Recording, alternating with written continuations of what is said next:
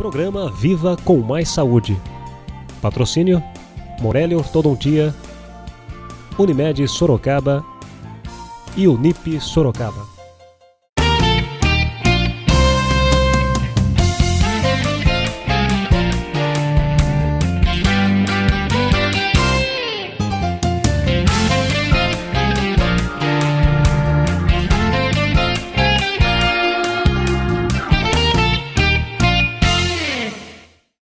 Viva com Mais Saúde, uma realização da Fundação Ubaldino do Amaral, produção da TV Jornal Cruzeiro do Sul, com retransmissão da TV Com, canal 7 da NET. Hoje estamos recebendo em nossos estúdios o médico pediatra Dr. José Eduardo Gomes de Miranda, mestre em pediatria pela PUC São Paulo e doutor também em pediatria pela Unesp. Atualmente é coordenador da disciplina de pediatria e chefe do departamento de medicina da PUC São Paulo. Nosso tema de hoje, com o pediatra José Eduardo, é o manejo das fraldas.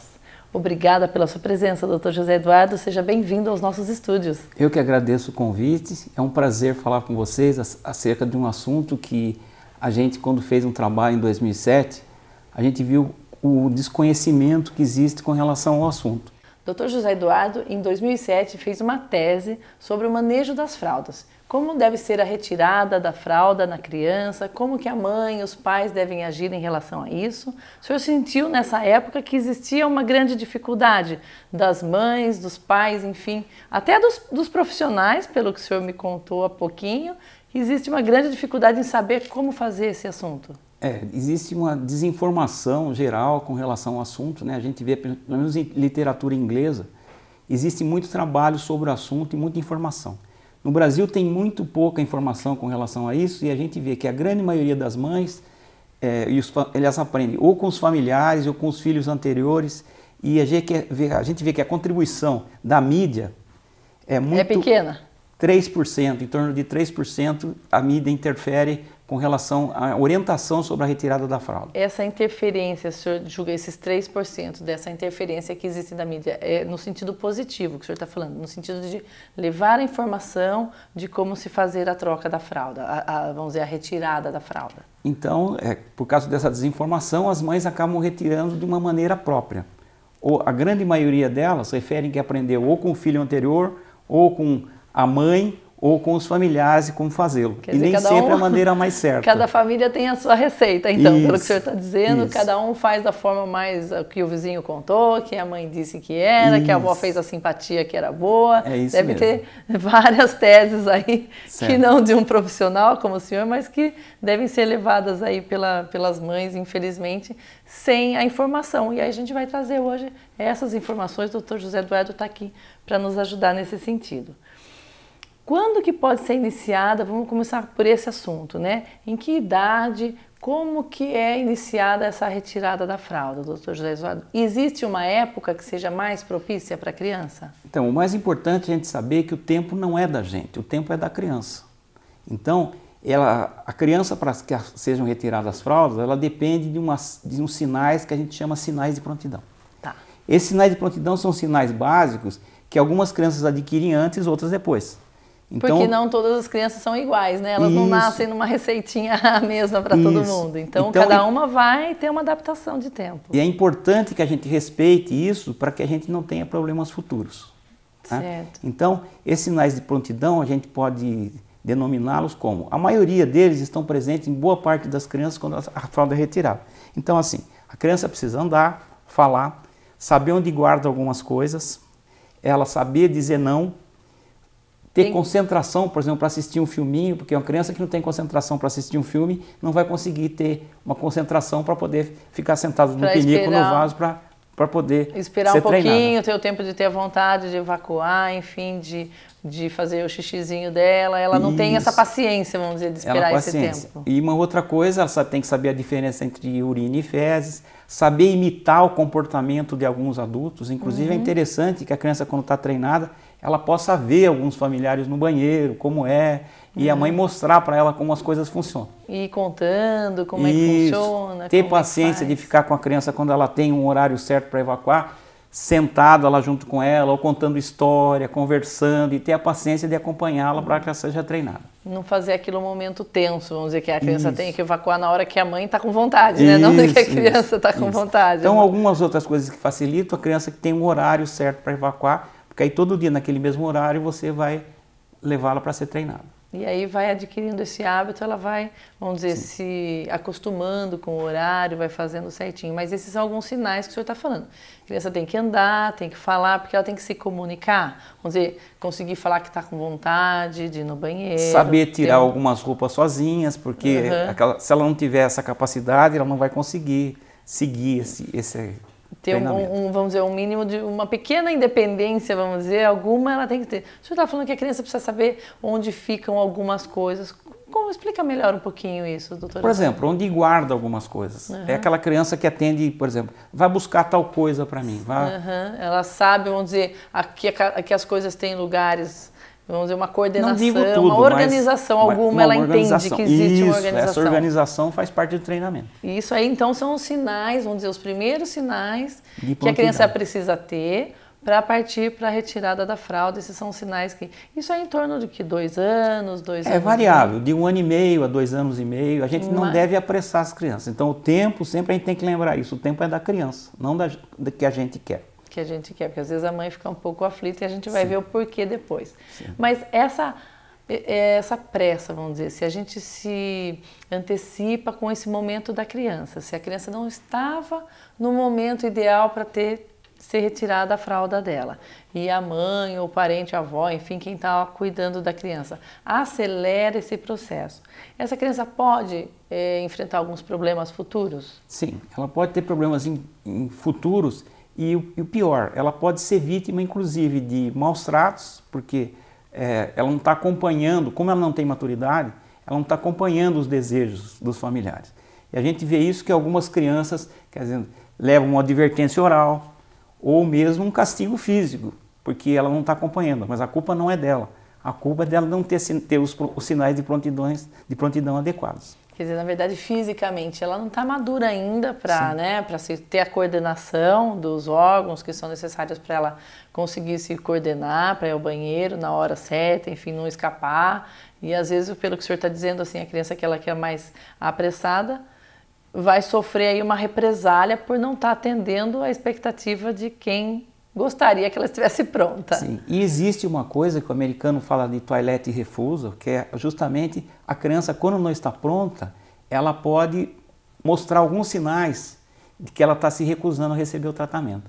E às vezes essas crianças, principalmente essas, a gente vai ver também depois por que elas podem ser vítimas de até maus tratos por causa de não ter seguido esse treinamento, por causa de ela não ter maturidade para fazer isso. Com certeza. E alguns problemas, vamos dizer, futuros, que o senhor está falando, ela pode ser repreendida, ela pode ser castigada, isso vamos dizer, naquele momento. Mas aquela que, vamos dizer, enfrentou ali uma dificuldade, teve essa retirada antecipada, prematura, vamos dizer assim, no futuro ela pode ter algum problema de retenção intestinal, alguma coisa nesse sentido? Sim, principalmente que a gente vê que boa parte das crianças que frequentam o ambulatório de gastroenterologia infantil às vezes tem algum problema relacionado ao treinamento errado. Então essas crianças têm dificuldade de evacuar, fezes endurecidas, tudo isso vai levar a complicações futuras. Vai segurar tanto, né, que depois acho que fica um pouco repreendido o intestino. É verdade. Inclusive problemas psicológicos que advêm disso, né? Porque é um problema relacionado, né? Tem crianças que têm problemas emocionais, às vezes não tem o controle ideal à noite, principalmente. Isso ocorre também. Verdade.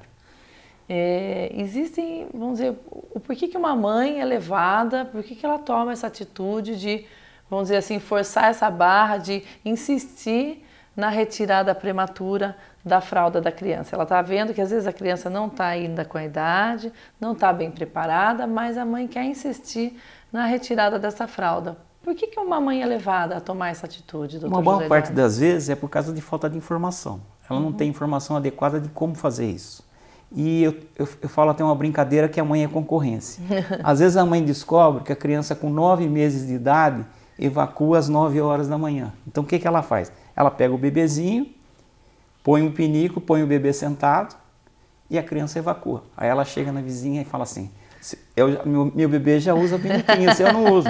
Só que a criança ela consegue ter consciência que ela consegue controlar isso a partir de 1 ano e meio. É uma coincidência, vamos dizer, Uma esse coincidência. caso dela fazer. E isso, com certeza, quando ela tiver consciência que ela consegue controlar, ela vai prender as fezes. E a mãe acha bonito isso, né? Como se fosse assim, meu filho já sabe ler e escrever, né? É uma conquista, uma evolução, ela contar que o filho tem aquela evolução. É verdade. E existe, às vezes, uma pressão familiar também, que Então, vamos dizer, que as pessoas colocam? A gente viu no nosso trabalho que existem grandes pressões familiares. Essas pressões começam principalmente dos avós.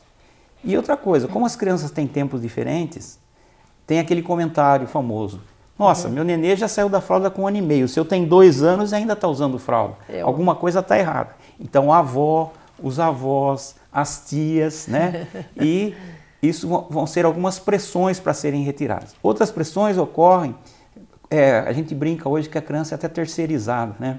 Então a criança cedo já vai para a escolinha, já vai para a creche. E a gente viu no nosso trabalho que pelo menos 10% das creches exigiam que a criança tivesse saído da fralda para que pudesse ser matriculada. Para aceitar a criança na creche. E as crianças que entravam nas creches e que não tinham esse controle, a família era pressionada, reclamavam que a criança ainda não se controlava. Vamos dizer, não era uma criança muito bem quista ali no meio da creche. É verdade, porque ela dá mais trabalho, né? Dá mais trabalho, mas faz parte, né? Uma criança com 1 ano e meio, 2 anos, se não der trabalho nessa fase, quando que vai dar? É verdade. Cada fase acho que tem que ser respeitada, né? Sim. O senhor, como pediatra, deve ter bastante experiência já. O Dr. José Eduardo, um pediatra muito conhecido aqui em Sorocaba, já fez vários trabalhos, já cuidou de muita gente conhecida aqui. Com certeza já deve ter visto muitos casos e acompanhado esses casos aí, às vezes até complicado.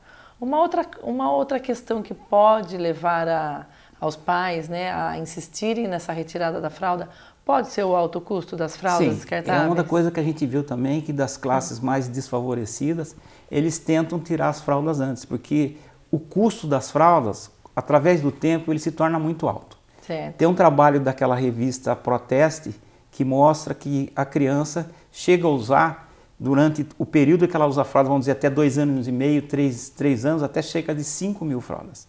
E esse custo vai variar de acordo com a qualidade da fralda que você usa, de 1.500 até quase 5 mil reais. Certo. E quando a criança está numa idade maiorzinha, tipo 2 anos e meio, 3 anos, a mãe começa a gastar mais com fralda do que com leite. E isso pesa no custo familiar. Então, às vezes, se torna um fardo para a família. Então, todo mundo está com pressa que a criança tire a fralda por causa do custo. Então o custo também pode ser um fator aí determinante para que ela seja apressada a sair da fralda. Certo. Fralda de pano nem pensar hoje em dia, doutor José Eduardo. Não se ouve mais falar em fralda de pano?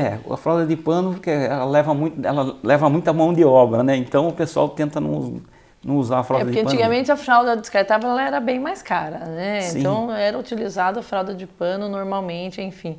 Usava a fralda descartável só quando ia sair, quando ia viajar, enfim, alguma coisa fora. Hoje em dia não, todas as classes usam mesmo a fralda descartável. Isso, antigamente não se terceirizava tantas crianças, né, como hoje. Aí tem que mandar para a creche e não pode mandar com fralda de pano. É a realidade. Por aí vai.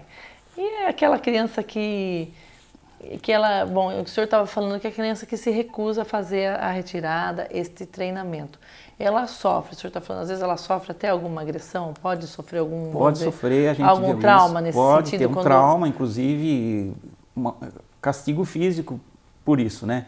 Então o ideal, a criança que não está pronta para ser treinada, o que a gente deve fazer, primeiramente, é adiar esse treinamento. E às vezes o jeito que o treinamento é feito, ele não é o mais adequado. Por exemplo, eu já vi algumas coisas, tem uns pinicos que tem uma cara de um urso que fica lá no banheiro e quando a criança passa no corredor e olha, ela tem medo de entrar no banheiro. São umas coisas meio... São tão... as artimanhas tão grandes. E outra coisa, o treinamento deve ser adequado no quê? A gente tem que colocar, por exemplo, a criança... às vezes a criança é colocada num vaso comum, né? Sem ter um redutor, sem ter um apoio para o pé. Um apoio para o pé é importante para ela se sentir segura? Sim, porque ela para fazer a prensa para evacuar. E o medo de cair, né? Claro. Então, é a mesma coisa... Aquele redutorzinho que põe no vaso para ficar pequenininho, a criança fica mais segura e um apoio para o pezinho para ela poder fazer a prensa para evacuar, né? Quer dizer que o redutor é importante mesmo para a criança não sentir que ela vai cair no vaso. Eu brinco até que é como a gente estivesse sentado num vaso de 2 metros de altura, né? Quer dizer, é meio complicado para eles. E isso aí também dificulta muito o treinamento. Tá certo. Existe assim um local propício para ser feito esse treinamento que o senhor fala? O ideal é que seja feito sempre nos mesmos... O ideal é que a criança que tem um desses sinais de prontidão, um deles interessante, é se a criança tiver um horário mais certo para evacuar. Então, o que acontece? A mãe deve levar essa criança sempre no mesmo horário, treinar primeiro para evacuar, porque evacuar normalmente é 1, 2 vezes ao dia, e depois o treinamento do trato urinário. Ah, quer dizer, então, primeiro... sempre levar no mesmo horário, ficar com a criança, ter paciência, contar histórias, explicar as coisas que nem sempre todo mundo tem, né? E a paciência num local hoje em dia, adequado. Então, e uma coisa importante, a gente vê muita discrepância entre o jeito que a creche treina e o jeito que a mãe treina. Eu vi no trabalho que, na grande maioria dos casos, mais de 90%, não existe uma conversa entre como vai ser feito o treinamento na creche e como vai ser o treinamento em casa. Imagine a cabeça da criança. Cada um faz do seu jeito, isso que o E senhor a criança fica completamente confusa, e isso também é uma das causas que vai levar a uma dificuldade do treinamento. E no momento que a criança ainda é muito nova para perceber que as pessoas são diferentes, enfim, que ela precisa ter uma rotina para se sentir segura e começar com esse treinamento. Então vamos conversar um pouco como é esse treinamento, que eu já estou curiosa e acho que todo mundo lá em casa também está. A gente quer sempre trazer aqui uma informação boa para a população, que agregue valores, que agregue uma saúde melhor. Isso tudo que o senhor está explicando para a gente aqui, com essa criançada bonita que tem por aí, a gente quer mais é que eles sejam bem acompanhados nesse momento, que acho que é um dos primeiros momentos de independência da criança. Sim. É um trunfo para a criança, até quando ela consegue no banheiro, todo mundo fica feliz. É uma conquista. E a gente, o que acontece? Quando a criança, quando ela tem esses sinais de prontidão, ela começa, ela própria, mostrar que ela já está tendo essa independência. Então, o que acontece? A fralda começa a incomodar, porque ela quer própria ter já perde, ela fica desconfortada quando ela está com a fralda suja. Então, isso é uma coisa natural da própria criança, né? Então, a gente tem até historicamente algumas histórias, por exemplo, de tribos na África que a criança é treinada muito, muito cedo. E às vezes, eu também tive surpresa quando a gente fez esse trabalho, que apesar do treinamento errado, a gente não tem tido problemas assim proporcionais ao treinamento errado. Mas a gente puder fazer um treinamento adequado e certo, só vai trazer benefício para a família e para a criança. Qualidade de vida para todo mundo, não é verdade? É verdade. Então esse treinamento, como que ele é feito, doutor José? O senhor já disse que a criança já dá esses sinais, ela começa a evacuar. Seria a primeira parte, seria primeiro com as fezes. É feito o treinamento a partir das fezes. Sim. E aí, num horário mais ou menos fixo, você vai levar a criança, lógico, você vai ter frustração, não é frustração. Você tem que estar preparado que o quê? Nem todas as vezes, se você colocar a criança no vaso, ela vai evacuar. Não vai ser na primeira que vai acertar, Sim, né? Aí ela vai, tira, você coloca a fralda, ela evacua, né? No outro dia você vai de novo, tem que ter toda aquela paciência, né? E a gente sempre vai fazer o seguinte, não castigar quando a coisa não deu certo, mas sempre você exultar quando ela fez uma coisa certa. Valorizar quando ela acerta e não criticar quando faz errado. Não criticar. E é muito interessante isso, porque a gente tem muitas histórias, por exemplo, de literatura americana, né? Por exemplo, como a criança se sente com relação às fezes. Por exemplo, tem algumas histórias que contam que o seguinte, que a criança fica preocupada, por exemplo, antigamente, que hoje é impossível você fazer isso, você estava andando com o carro, parava na estrada porque a criança queria evacuar, a criança descia na estrada e fazia, depois quando o carro saía, ela fica perguntando, meu cocô, o que vai acontecer com ele? Ele vai ficar lá no frio? Ele vai ficar no sereno? Porque a criança sente, às vezes, que aquilo é uma parte dela. É uma parte dela que ela ficou perdida. Então, até que ela entenda isso, é uma coisa meio complexa. Quer dizer, ela tem esse cuidado todo, realmente faz parte, né? Essa questão da evolução da criança, quem conhece alguma coisa, todos esses sentimentos fazem parte da evolução do ser humano como um todo, né? O crescimento dele. Então, é o adequado que esse treinamento a gente tente fazer o mais perfeito possível para que não tenhamos problema, né? E vai fazer onde, doutor José Eduardo? O ideal é ser feito na casa, mas nem sempre hoje é possível, porque já é feito uma boa parte das crianças, por necessidade, vai para a escola muito cedo. Vai com meses já vai para a creche. Então, uma coisa que a gente tem feito de estratégia é tentar orientar, inclusive já fui em algumas escolas fazer palestras sobre isso, como deve ser o treinamento na creche, na escolinha. Tá, aí sim. Aí o senhor está passando já para a creche. Para a creche, como deve ser feito o treinamento adequado, porque aqui a gente não tenha problema, porque uma boa parte dessas crianças vai ser treinada na creche. Com certeza. Então, essas orientações têm que ser passadas para lá. Mas a creche às vezes está bem aparelhada, tem aqueles vasinhos menores. Já tem toda uma infraestrutura que às vezes nas casas mesmo não tem, né, doutor José Eduardo? É verdade. E essas creches, vamos dizer, elas teriam então, no momento, vamos dizer, ideal, uma conversa com a família, né? Ou que a creche chamasse a família, ou que a família fosse conversar com a creche ou com as escolas, para ver como que é feito, como vai ser, vamos dizer, a combinação essa do combinação tipo de para todo treinamento. mundo falar a mesma língua, para a criança entender todo mundo. Isso que seria o ideal. Tá ótimo, doutor José Eduardo. Esse papel do médico nessa situação, onde que ele pode ajudar? A mãe, né, o pai, os pais, como que o médico pode trazer alguma informação para a família nesse momento? A gente tem visto o seguinte, hoje em dia, por as próprias condições econômicas, não existe muito tempo para uma coisa que a gente fala que tenta fazer há muito tempo, que é a puericultura. Então a puericultura está meio abandonada. Hoje, normalmente, a pessoa vai no médico quando está doente. É verdade. E leva as crianças no médico quando elas estão doentes. Às vezes não sobra tempo para que se converse a respeito de alguns detalhes importantes, que são importantes, fazem parte da vida da gente. Então eu acho, por exemplo, que esse fato da gente poder treinar a escola já é um grande progresso.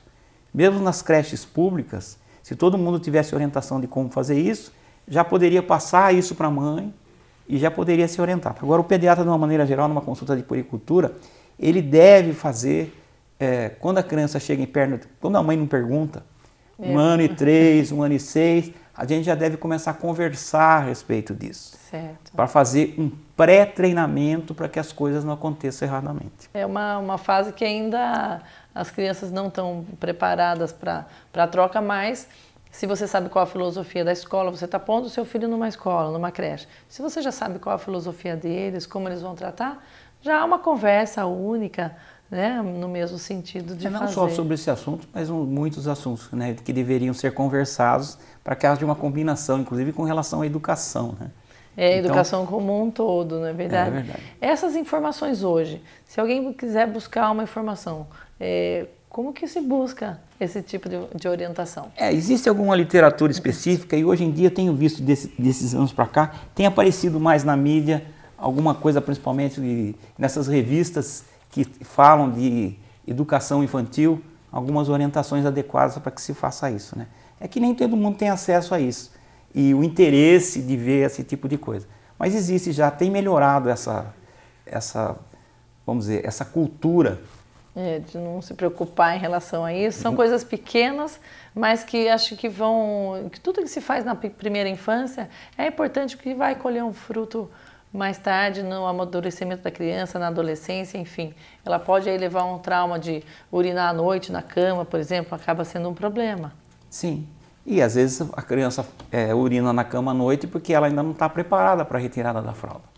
E aí tem aquela coisa, aquela tragédia que a criança vai ter que lavar o lençol e fazer não sei o quê, entendeu? Então eu acho que um treinamento bem adequado vai evitar uma série de problemas. Mas primeiro que o senhor estava falando da prática da retirada. Primeiro vamos fazer a retirada durante o dia.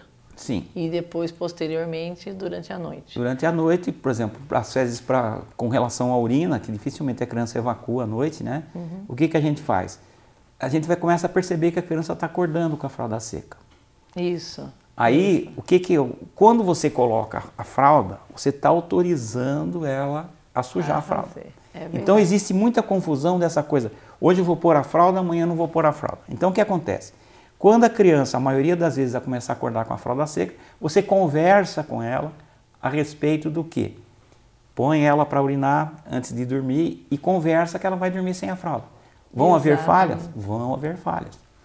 Mas tudo isso já é uma coisa já programada e estudada. Né? A gente que já teve filho, eu que já tive os meus, a gente vê isso acontecendo, né? A criança vai acordando sequinha, fala, olha, hoje você vai dormir sem fralda. Vamos ver amanhã se você ficar com vontade, a gente vai acordar, vai fazer xixi no banheiro, faz urinar antes de deitar, não é isso? E nem sempre é assim, porque às vezes a gente vê historicamente, às vezes você tem na família o pai ou a mãe que fez xixi na cama até 5, 6 anos. Daí você não vai querer que essa criança saia da fralda com 2 anos. Exatamente. Então a gente tem que levar tudo isso em conta. Esses traumas, doutor José Eduardo, que o senhor se refere, né? Que a criança pode, enfim, levar alguma consequência, levar alguma sequela de ter sido forçada ou castigada porque urinou na calça, porque não estava conseguindo fazer o treinamento corretamente, não estava conseguindo corresponder às expectativas dos adultos no momento em que os adultos queriam, né? Ela não foi respeitado esse tempo dela. Esses traumas que está falando podem ocorrer, além das dificuldades digestivas podem acontecer, também podem acontecer algumas dificuldades emocionais mais futuramente. Sim, e um problema muito sério que a gente, assim, fisiopatologicamente, a água é absorvida das fezes no intestino grosso. Então, se a criança retém as fezes, o que vai acontecer? A gente vai fazer um ciclo vicioso. Por quê? Essas fezes vão ficar endurecidas.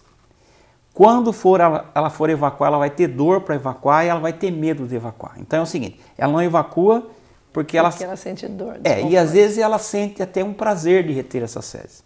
Só que quando ela for se desfazer dessas fezes, ela vai ter um sofrimento. Então fica aquele feedback, né? Claro. Ela não evacua porque ela tenta segurar as fezes, depois quando ela evacuar dói, ela não consegue e nós temos muito problema sério com isso. Uma boa parte das consultas em gastroenterologia infantil se referem a essas coisas.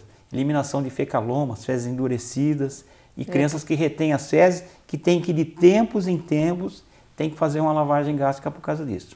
E esse problema pode ser de ordem física, mas também pode ter sido uma ordem emocional.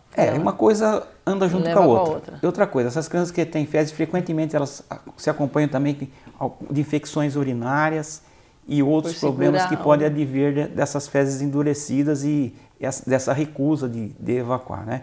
E tem uma coisa, dá para você perceber, que eu falei já um tempo atrás aí, da recusa de treinamento. Então aquela criança que vai para um cantinho e fica abaixadinha, que você fala, o que você está fazendo aí? Não estou fazendo nada. Daí o que acontece? Ela levanta, sai andando, brincar, daqui a pouco ela senta de novo no cantinho, porque ela está tentando prender as fezes. E você pode perceber alguns sinais, tem uma coisa que a gente chama sóio, que é assim, as fezes ficam muito endurecidas e as fezes líquidas que vêm por trás acabam sujando a cuequinha. E quando a criança fica maior, ela começa a esconder a cueca suja, esconder a calcinha suja. Então, e isso a gente já percebe que está se tornando um problema grave. É a criança que está segurando, vamos dizer, e aí... Está segurando para não evacuar e está levando um problema sério, tanto, vamos dizer, um problema mecânico, claro, um problema orgânico, como também um problema emocional. Tá certo, doutor José Eduardo. Esses problemas, então, vamos dizer, com o tratamento correto, com o treinamento, o período é que deve ser constatado. Qual o melhor período para começar? Ele vai estar bem treinado, vai estar sendo orientado, né? Os pais vão estar sendo orientados, a forma que vai fazer. Acho que tudo o que o senhor falou aqui foi muito importante para que todos percebam essa situação que é importante, às vezes passa desapercebido. No dia a dia, com criança pequena, os pais ficam tão envolvidos nas funções do dia a dia que a retirada da fralda passa a ser um alívio, é um momento que todo mundo fica esperando, é um custo, como a gente disse aqui, é um custo que vai se ter a menos quando deixa da criança usar a fralda. Então é um momento meio esperado, realmente fica todo mundo na pressão, ali põe a criança na ponta, ali na ponta do precipício para ela estar sendo acuada, vamos dizer, corresponder com essa expectativa da família. E é muito, apesar das dificuldades que a gente está falando, eu acho que normalmente as crianças hoje elas são muito espertas, elas são muito inteligentes, elas são facilmente treináveis. É muito mais fácil você perder mais algum tempo no treinamento do que você consertar mais tarde um problema que nem sempre a gente consegue consertar.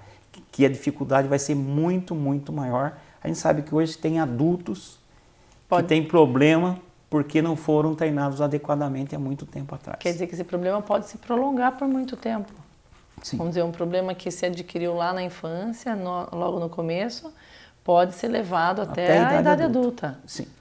E por essas informações que o senhor trouxe aqui, Dr. José Eduardo, nós agradecemos muitíssimo a sua presença, a sua contribuição foi muito boa. Acho que todo mundo passa por esse problema em algum momento da vida, com o sobrinho, com o filho, enfim.